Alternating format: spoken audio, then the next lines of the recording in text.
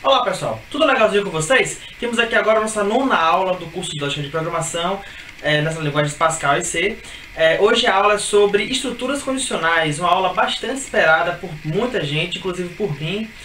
Uma aula que marca justamente o início da lógica de programação, porque até então a gente tem visto como funciona o programa, como é que a gente atribui valores a variáveis, como é que a gente lê, como é que a gente imprime na tela. Só que até agora a gente não fez a parte mais complexa da coisa, que é entender a lógica de verdade de programação. Então hoje começa, a partir de agora, a parte que a gente vai dar inteligência ao nosso programa, né? Que a gente vai fazer com que ele siga caminhos diferentes para condições impostas a ele.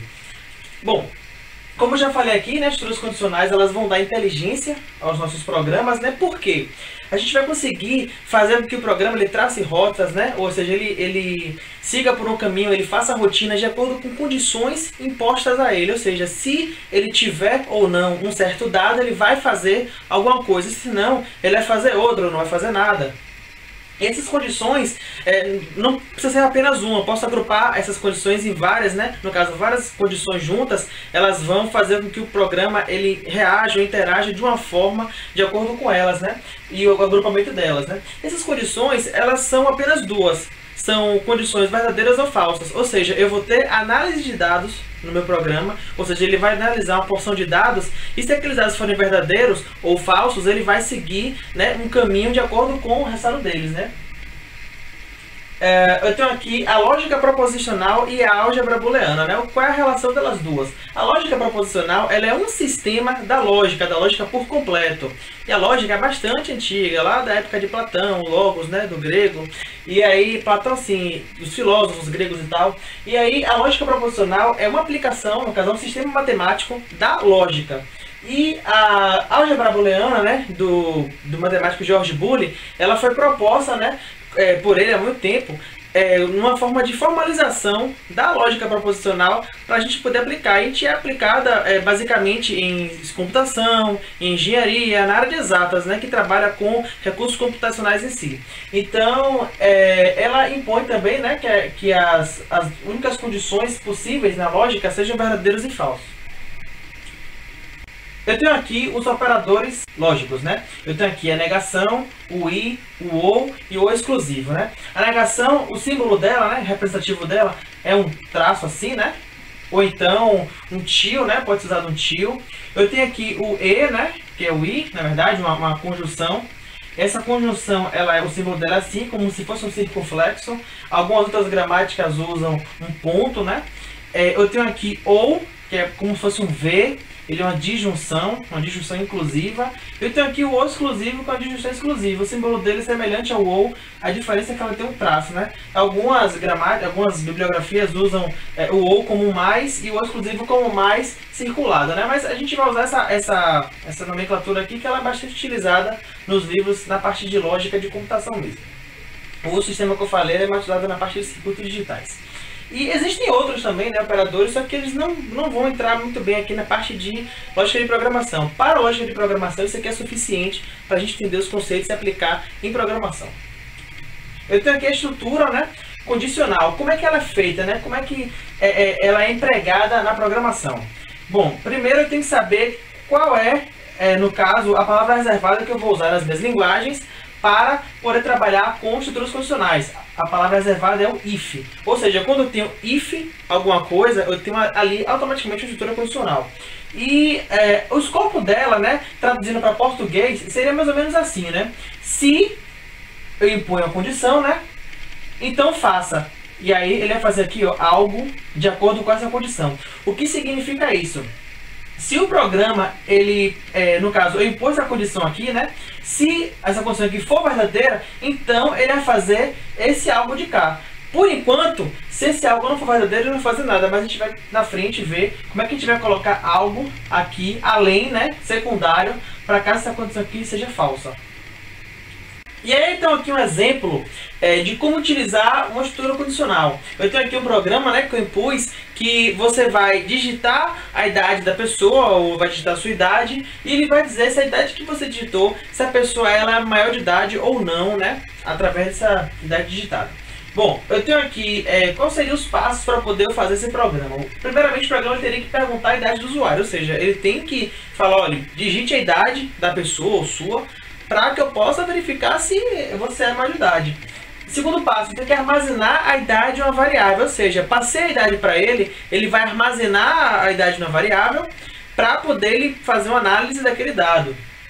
O terceiro passo seria usar a estrutura condicional, que a gente viu lá, né? A gente viu aqui que se eu tiver uma condição, no caso, se eu for maior ou igual a 18 anos, então vai fazer o quê?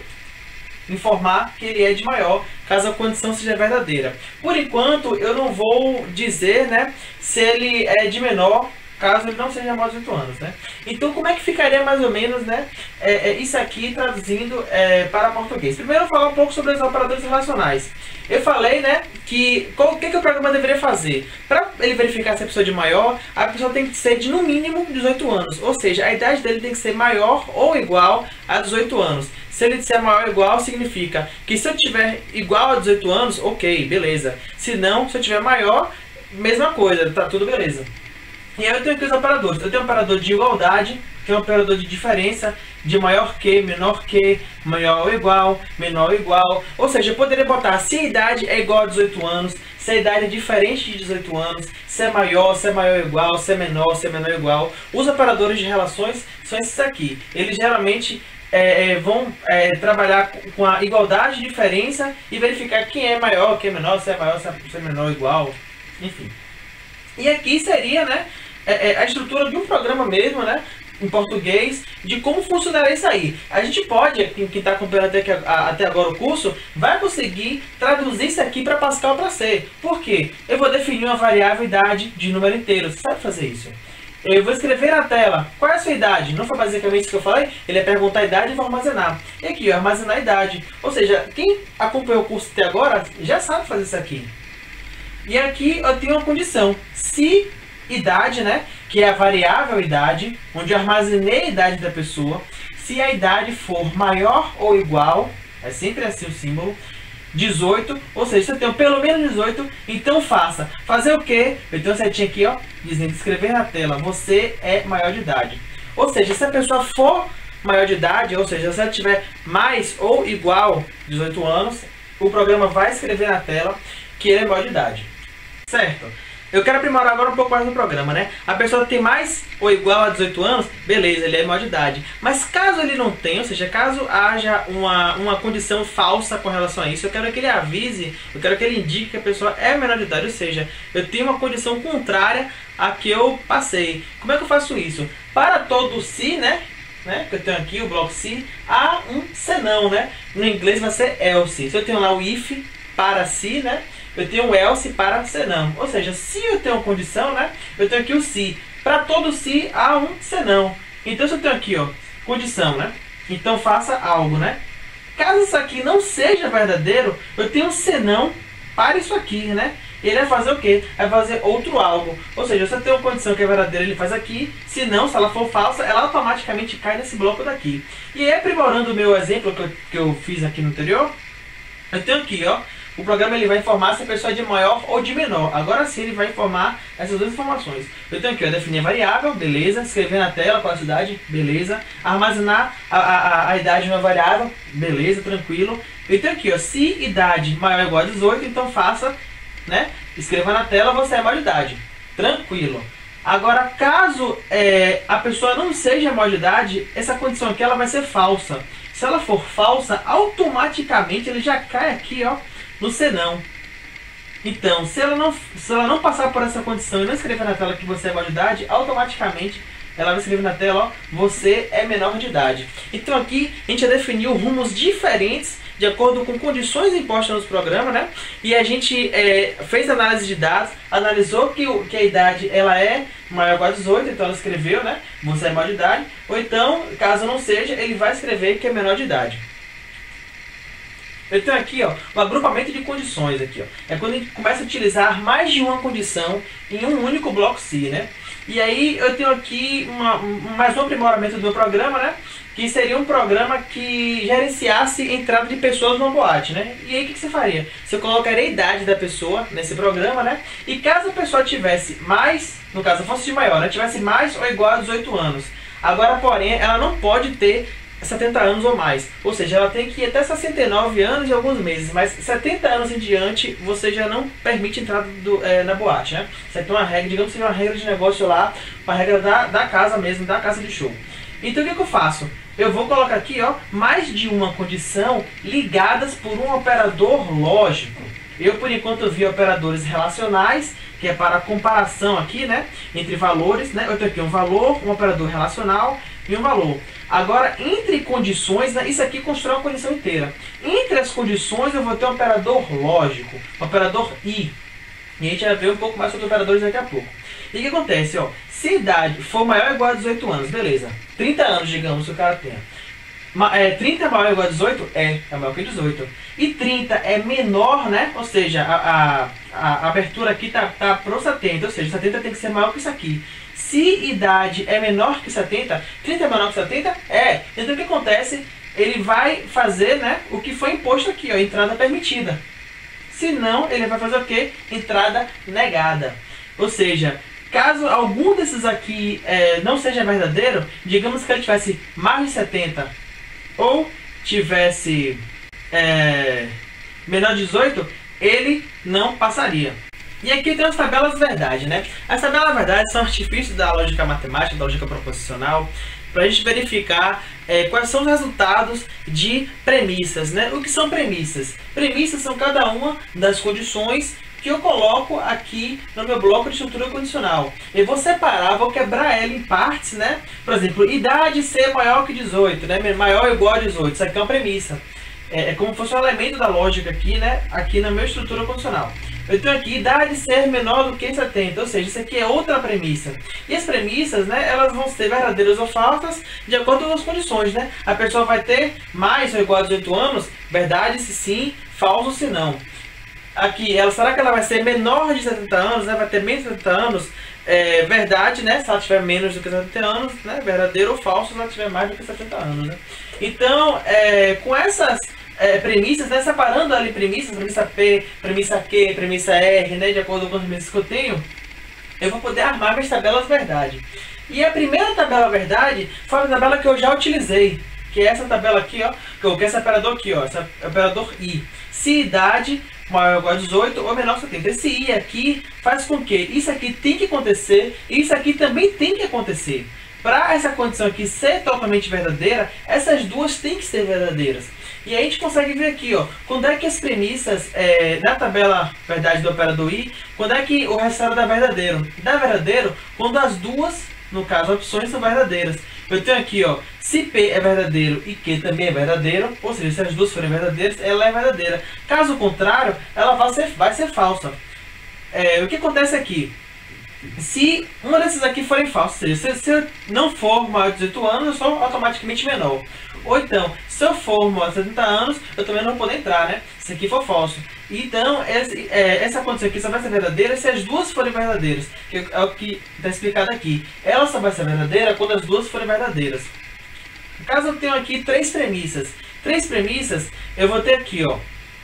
A primeira verdadeira, a segunda verdadeira, a terceira verdadeira. Somente nessa possibilidade eu vou ter aqui um resultado de uma condição verdadeira no agrupamento dessas três premissas. Caso alguma delas seja falsa, eu tenho aqui essa aqui falsa, essas duas falsas, as três falsas. Caso contrário, né, todas elas vão ser falsas. O operador OU, que eu não utilizei ainda, mas eu vou utilizar outro exemplo. O operador OU, ele faz com que seja verdadeiro caso apenas uma das condições, né, algumas das premissas, elas sejam verdadeiras. Ou seja, se eu tiver aqui pelo menos uma verdadeira, né, pode ser ou isso, ou seja, eu posso ter tanto um contra o outro, ou os dois, né. Quando eu tenho pelo menos um, ele vai ser verdadeiro. Ou seja, se eu tenho aqui pelo menos um verdadeiro, os dois são verdadeiros, então ele é verdadeiro. A mesma coisa aqui, ó, esse verdadeiro aqui, um falso aqui. Pô, eu tenho verdadeiro aqui, então automaticamente ele é verdadeiro. E aí, a gente consegue ver isso aqui bem quando a gente tem aqui 3 premissas, né, ou mais. Se eu tenho aqui, ó, essa ou essa ou essa, é verdadeiro, qualquer uma das duas vale, qualquer uma das 3 vale. Eu tenho essa aqui também, né, verdadeiro. Eu tenho aqui, verdadeiro, verdadeiro. Ou seja, em todas elas aqui, ó, essas aqui primeiras, eu tenho a ocorrência de pelo menos um verdadeiro. Então, todos aqui vão ser verdadeiros. Somente vai ser falso quando as 3 forem falsas. Aí sim, você não pode, você não é nenhum, nem outro, então automaticamente você não é. Você é falso. E a tabela do ou exclusivo, né? Que a gente não usa muito o ou exclusivo, mas há casos que a gente precisa utilizar. Ele só vai ser verdadeiro quando houverem verdadeiras, mas não pode ser todas verdadeiras nem todas falsas. Por exemplo, eu tenho aqui aprovação e reprovação. A pessoa é aprovada ou reprovada. A pessoa não pode estar aprovada e reprovada ao mesmo tempo. E também ela não pode estar em nenhuma das situações. Ou ela está aprovada ou reprovada, é um ou outro. Ou ela assobia ou chupa cana. Então, é um ou outro. Não pode ser as duas ao mesmo tempo e também não pode deixar de ser as duas. Então, ela só é verdadeira quando você tem, aqui no caso, pelo menos uma verdadeira. Agora, não podem ser todas verdadeiras. E esse ou exclusivo com 3 premissas, isso aqui foi bastante trabalhoso de encontrar, porque isso aqui já é uma regra mais aplicada à lógica matemática, mais do que lógica de programação. Isso aqui eu tive que recorrer a um professor meu, porque, pelo que eu pensei, você seguindo essa regra daqui, que você apenas seria verdadeiro quando você não tivesse, né, 3 iguais. Por exemplo, eu tenho aqui, ó, V, V e V. Então vai ser falso, porque tem que ser ou um ou outro. E também, todos falsos não dá. Agora o restante, todos seria verdadeiro. Errado. Inclusive, eu estava vendo em um livro de um professor de Universidade Federal de algum lugar aí, que eu não posso dizer, antiético dizer. Ele fez dessa forma que eu fiz. E na verdade, a tabela verdade para P ou exclusivo Q ou exclusivo R é dessa forma aqui. Depois de muita conversa com o professor e tal, a gente acabou decidindo, né? E também eu pesquisei bastante, além, né, dos livros que eu utilizei, e aí eu achei a verdade disso aqui. Agora, por que isso aqui? Digamos que eu tenho aqui, ó, uma operação lógica, né? E essa operação lógica, ela primeiro faz de 2 em 2. Ou seja, eu primeiro faço P com Q, e esse resultado eu faço com R. E o que acontece? Você tem um verdadeiro ou exclusivo verdadeiro. Eles têm que ser diferentes. Isso aqui vai resultar em falso. Se eu tenho um falso ou exclusivo com verdadeiro, esse aqui vai ser verdadeiro, porque eles não são iguais. Então esse aqui é verdadeiro. Já aqui, por exemplo, eu tenho aqui o verdadeiro com verdadeiro, né? Um ou exclusivo ele vai dar falso. Por quê? Porque são iguais. Falso, né? Que foi o resultado disso aqui. Com esse falso de cá, vai continuar falso. Por quê? Porque são 2 falsos, 2 iguais. Ou seja, ele só vai ser verdadeiro quando eu tenho um diferente aqui, e depois um diferente aqui. O que que acontece? Eu tenho V e F, vai dar V. V com F, vai dar V. Beleza. Eu tenho F com V, vai dar V. E depois eu tenho V com F, que vai dar V novamente. Ou seja, se eu tenho 0 com 1, dá 1. Se eu tenho 1 com 0, também dá 1. Já se eu tenho 1 com 1, dá 0. E se eu tenho 0 com 0, dá 0. Isso aqui é um pouco confuso, mas só para quem tem vontade de realmente dessa parte de lógica, vai entender isso aqui bem. Senão, vocês podem abstrair essa parte, né? Porque isso aqui foi uma parte, assim, uma coisa bem assim de exceção mesmo. Foi uma coisa que eu tive que recorrer e tal, para poder entender isso aqui. E por último, eu tenho aqui, ó, a tabela de negação. A gente vai usar bastante também a negação. A negação ela é bem simples. Se eu tenho uma proposição verdadeira, a negação dela é ela ser falsa. Enquanto que ao contrário, se tiver ela falsa, ela só vai ser verdadeira.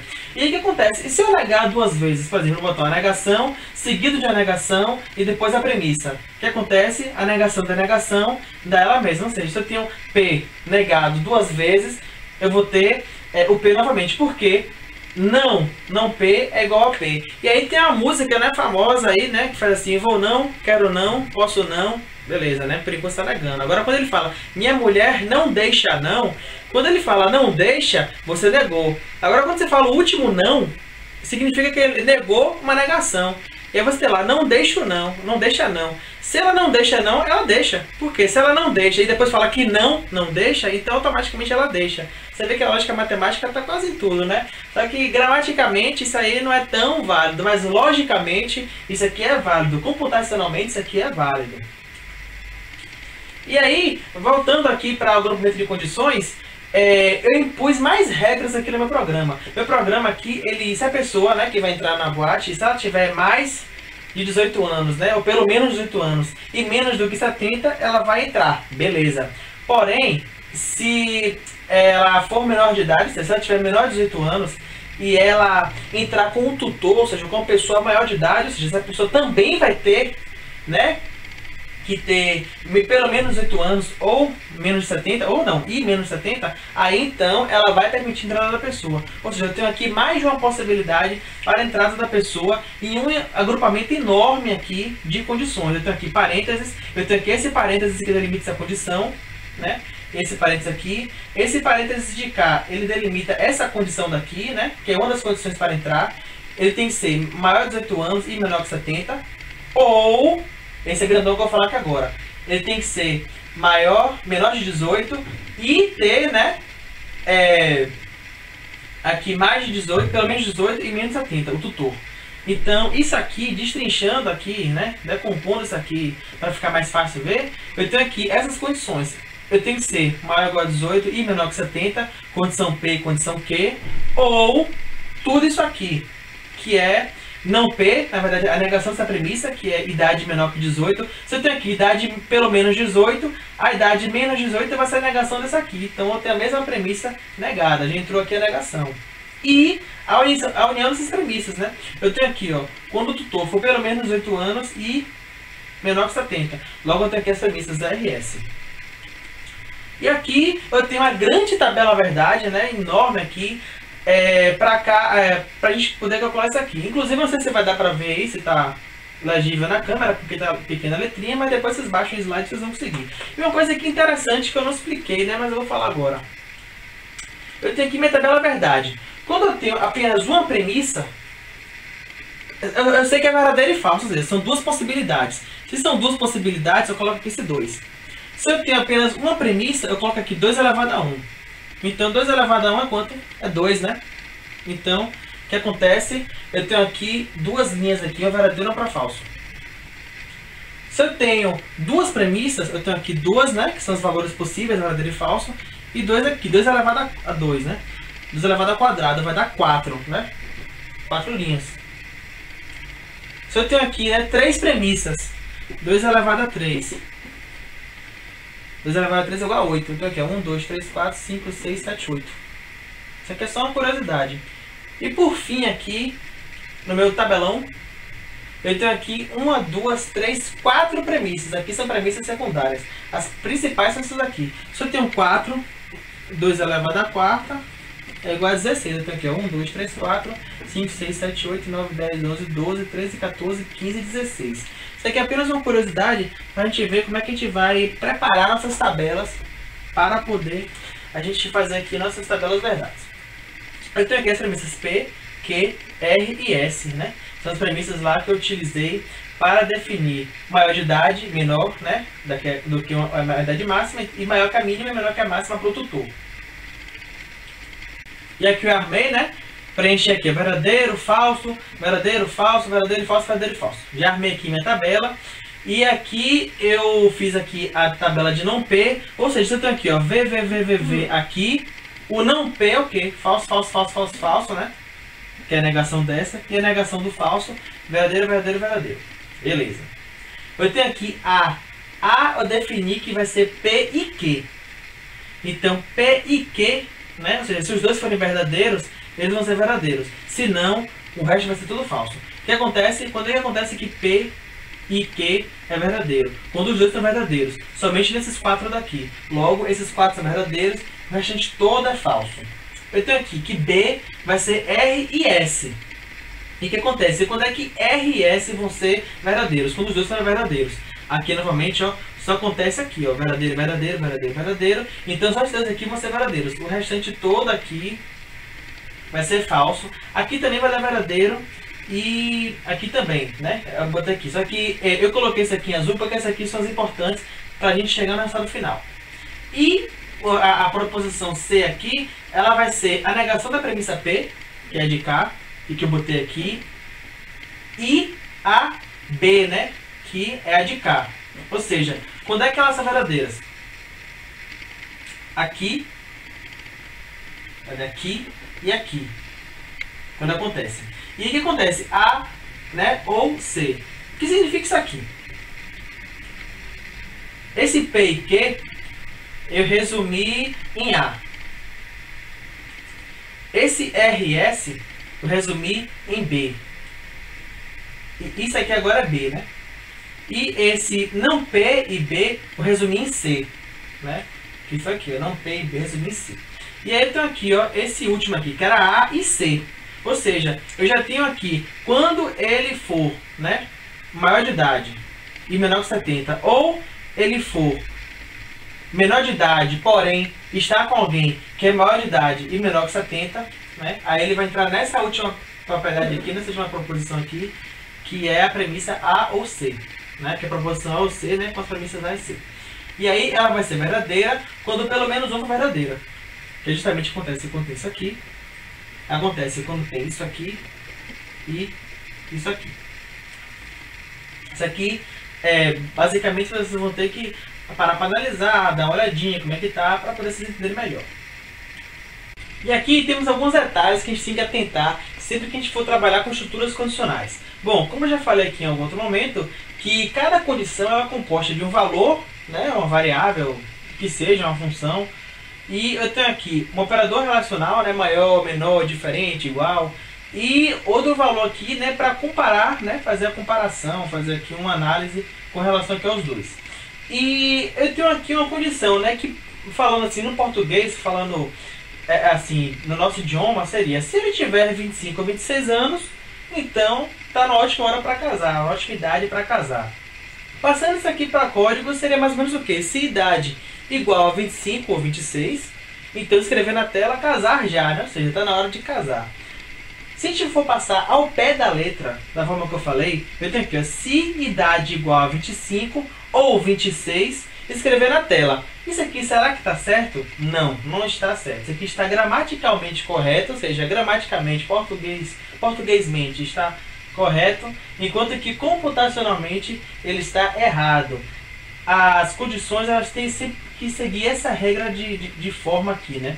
Eu tenho aqui, se idade é igual a 25, se idade é igual a 25 ou idade igual a 26, ou seja, eu tenho aqui, ó, valor, né, que no caso é a variável, operador relacional e valor. Depois eu tenho aqui, ó, valor, né, operador relacional e valor. E essas condições formadas, né, separadas por parênteses, né, delimitadas por parênteses. Se tiver aqui operador lógico ou ou exclusivo, aí ele vai escrever na tela. Ou seja, se ele tiver 25 ou 26, ele vai escrever na tela. Ou seja, esse aqui é um detalhe que as pessoas geralmente erram na hora de formar suas estruturas funcionais, e aqui a gente entendeu como utilizar da melhor forma. E eu tenho aqui operações matemáticas nas estruturas condicionais, ou seja, eu posso fazer algumas pequenas operações matemáticas, pequenas operações de cálculo, de uso de função, operação matemática básica, mais, menos, vezes, multiplicado. Eu posso fazer dentro das minhas estruturas condicionais, né? E aí, qual foi o exemplo que eu usei? Eu usei o exemplo de escola. A escola, essa escola aqui do meu exemplo, ela dá um certo desconto nas mensalidades dos alunos, caso você coloque, no caso, 2 filhos, né? Você coloca seu filho e o irmãozinho dele também, seu filho, na escola. Só que a diferença de idade, ela não pode passar de 5 anos, ou seja, ela tem que ser menor ou igual a 5 anos. E aí, o que a gente vai fazer aqui, né? Como é que eu vou transformar isso aqui em forma de programa? Eu vou armazenar a idade do aluno mais velho, né, do meu filho mais velho, na variável chamada maior, né, vou ter aqui maior, que vai armazenar a idade do filho mais velho, e a variável menor, que é a que vai armazenar a idade do filho mais novo. E aí eu vou tirar a diferença entre idades. O que é tirar a diferença? Eu vou fazer a maior menos a menor. Né? Porque eu coloquei maior menos a menor para poder não dar um número negativo. Porque se eu botasse menor menos a maior, daria o mesmo número negativo, e ficaria um pouco difícil para trabalhar. Né? Mas eu tenho aqui, ó, maior menos o menor, delimitado entre parênteses. Ou seja, primeiro ele vai resolver isso aqui. Vocês lembram lá do agrupamento de parênteses, né? Precedência e tal. A gente tem aqui, ó, primeiro ele vai resolver isso aqui. Digamos que eu tenho aqui, ó, o aluno tem 15 anos, o outro tem 10. Aí fica aqui, ó, 15 menos 10, vai dar 5. 5 é menor ou igual a 5? É. Então ele vai escrever aqui na tela, ó, ceder desconto. Se não, ele vai escrever na tela, não é possível ceder desconto. Digamos que um que tenha 16, o outro tenha 10. E aí vai dar aqui, 16 menos 10, 6. 6 não é menor ou igual a 5, então ele vai cair aqui no senão e não vai ser possível ceder o desconto. E eu posso trabalhar com encadeamento de estruturas condicionais. O que significa isso? Eu posso começar um determinado bloco if, ou bloco else, ou seja, no caso um sim, um senão, e eu posso colocar outro se e senão, né? Ou seja, eu posso colocar uma estrutura condicional dentro de outra estrutura condicional. Ou seja, se aconteceu uma tal coisa, né? A condição passou, ou seja, foi verdadeiro. Eu posso iniciar outra condição, né? Se ele for uma coisa, depois, se ele for outra coisa, e aí eu posso encadear, né, todas as estruturas condicionais. E aqui um exemplo de um programa que eu pensei, né? O aluno, ele tem 3 níveis de notas, né? Eu tenho aqui o aluno que ele tira entre 7 e 10, ele foi aprovado. Eu tenho um aluno que tira entre 4 e 6 e 9, ou seja, ele tirou de 4 até menos de 7. E aí ele tem direito a fazer uma prova substituta, né, para poder tentar recuperar essa nota. Ou ele tira de 0 a 3.9, ou seja, de 0 até menos do que 4. E aí ele automaticamente é aprovado. Como é que eu passo isso para código? Primeiro eu vou armazenar a variável dele, né, na variável média, né, então aqui, definir variável média, né, qual foi a sua média? Aí ele vai botar, né? A média vai ser o número de pontos flutuantes, porque eu vou ter casa decimal. Armazenei a média. Se média for maior ou igual a 7, então faça... escrever na tela, você foi aprovado, parabéns, ou seja, o programa correu otimamente até agora. Porém, se isso aqui não for verdadeiro, se aqui for falso, eu tenho aqui média, ela é menor do que 7, automaticamente ele já cai no senão. Senão, faça, só que quando ele cai no senão, eu comecei aqui, ó, tá vendo que tá indentado aqui, ó, tá mais para a direita, já comecei outra estrutura condicional diferente dessa, ela está composta dentro desse senão aqui, mas isso aqui já é outra estrutura condicional que não tem nada a ver com essa de cá. Eu tenho aqui, ó, se a média for maior que 4, né, for maior ou igual a 4, então faça. Agora você pergunta, por que eu não coloquei a verificação da condição? Se ela for maior ou igual a 4 e menor que 7. Por que eu não coloquei? Porque se ele caiu aqui dentro, é porque automaticamente a média dele já é menor que 7. Então seria redundante você colocar aqui, ó, que média é menor do que 7. Já está aqui abstraído que a média né, tá aqui implícito que a média é maior ou igual a 4, né, caso esteja aqui. Então, se a média dele for maior ou igual a 4, se ele for de 4 até qualquer número antes de 7, né, qualquer número decimal, ele vai se ver na tela. Você direito à prova substituta, estude, né? E aqui, né, caso ele tenha a nota menor, eu coloquei aqui, ó, se não, faça escrever na tela. Mas, pô, por que você não botou aqui, se não, nota menor do que 3, maior que 0? Não precisa. Porque se ele chegou aqui, é porque ele é menor do que 7 e menor do que 4. Logo, fica redundante eu colocar mais condições aqui. Vai funcionar? Vai. Se eu colocar aqui que a nota, que a média, né, é maior do que 0 e menor do que 3. Maior ou igual a 0 e menor que 3. Só que fica redundante, eu não preciso colocar. É isso aqui que já entra a lógica de programação. Essa parte de pensar aqui com o programa, né? Já fica aqui a partir dessa parte, né? E aqui ele vai escrever na tela. Você foi aprovado, boa sorte na próxima vez. E aqui por último, eu tenho aqui estrutura de caso. Estrutura de caso é uma forma de estrutura condicional, só que ela não faz comparações, ela não faz operação lógica. Você coloca uma variável em evidência, no caso aqui caso, abre aqui parênteses, e uma hora. Né? Eu coloco uma hora, né, que é uma variável do tipo número inteiro. Para cada possibilidade que ela possa assumir, eu coloco aqui uma determinada rotina, um conjunto de rotinas para aquela possibilidade. E aqui o exemplo que eu usei foi o exemplo de horas de congestionamento no trânsito, né? Na hora que o trânsito vai ficar difícil, vai ficar engarrafado, vai ficar congestionado. E aí, geralmente são essas horas aqui, né? Claro que não são todas as horas que você vai congestionar, mas aqui, eu coloquei aqui, ó, caso seja 7, né? Ou seja, caso hora seja igual a 7. É a mesma coisa que eu coloco aqui, ó, if hora igual a 7, ele vai fazer isso aqui, né? Então aqui, ó, caso seja 7, eu vou escrever na tela, congestionamento da manhã, ou seja, 7 horas da manhã é a hora que está congestionando todo mundo indo para o trabalho, para a faculdade, né, para a escola. Caso seja 12, né, aqui vai ser o congestionamento da hora do almoço, né, por voltando da faculdade para ir para o trabalho, indo almoçar, etc, né, vai ser ali o congestionamento do almoço. Caso hora seja igual a 18, vai escrever na tela, né, hora do rush, é a hora que está todo mundo saindo do trabalho, indo para o turno da faculdade de noite, indo para casa, indo no mercado. Então é a hora do rush, é a hora que mais engarrafa, inclusive mais do que as outras duas aqui em cima, né? Se não, o que é esse se não? Esse se não aqui ele assume um valor padrão para caso ele não se encaixe em nenhuma das possibilidades. Então tem aqui, ó, se não, ele vai escrever na tela uma menor chance de enfrentar congestionamento. Mas sei lá, pode ser que tenha um acidente, pode ser que tenha alguma coisa, alguma intempérie da vida, vai ter congestionamento, ou pode ser que até aqui não esteja, né? Isso aqui são chances de ter congestionamento. Se não, né, caso não esteja nenhuma dessas, você tem uma menor chance de enfrentar congestionamento. Então, isso aqui seria equivalente. Se hora é igual a 7, ele faz isso. Se não, se hora for 12, faça isso. Se não, se hora for 18, faça isso. Se não, ele vai fazer isso aqui. E seria equivalente a isso. Mas eu posso usar o artifício da estrutura de caso para utilizar essa forma aqui, inclusive muito mais fácil, muito mais legível do que você utilizar o se não, o if else.